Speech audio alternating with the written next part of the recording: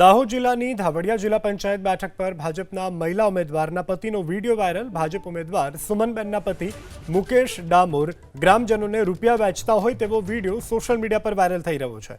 આ જો કે વિડીયોમાં ગ્રામજનો જે હાજર છે તે રૂપિયા લેવાનો ઇનકાર કરતા હોવાનું પણ સ્પષ્ટપણે જોવા મળી રહ્યું છે। એટલું જ નહીં, દેસવા ગ્રામ પંચાયતની કામગીરીને લઈને પણ સવાલોનો મારો કરીને ભાજપના કાર્યકર્તાઓની ઝાટકણી કાઢી। જો કે રૂપિયા વેચવાના આ જ વાયરલ વિડીયો પર મુકેશ ડામોરે સ્પષ્ટતા કરતા કહ્યું કે સોશિયલ મીડિયામાં વાયરલ થયેલ વિડીયો એડિટ કરેલ છે। ભાજપ ઉમેદવારને બદનામ કરવા માટે આ રાજકીય ષડયંત્ર છે।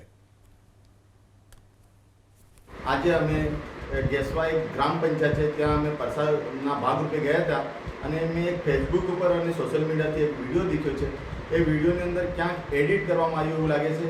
અમને એવું બદનામ કરવામાં આવે છે કે અમારી ભાજપને અને સાથે અમને ઉમેદવારને એવો બદનામ કરવામાં આવે છે કે આ લોકો પૈસા આપ્યા। અમે કોઈ પૈસા નથી આપ્યા। અમે અમારી સાહિત્ય અને અમારું જે પત્રિકા છે એ અમે અમારા ભાઈઓને આપતા હતા, એ ના પડ્યું એટલે સીધા અમે અમારી બહેનોને અમે પત્રિકા આપીએ છીએ। અને એ લોકોને પંચાયત વિભાજનનો પ્રશ્ન હતો। અમે કીધું ભાઈ તમને ઠરાવ કરી આપીશું, પણ ખરેખર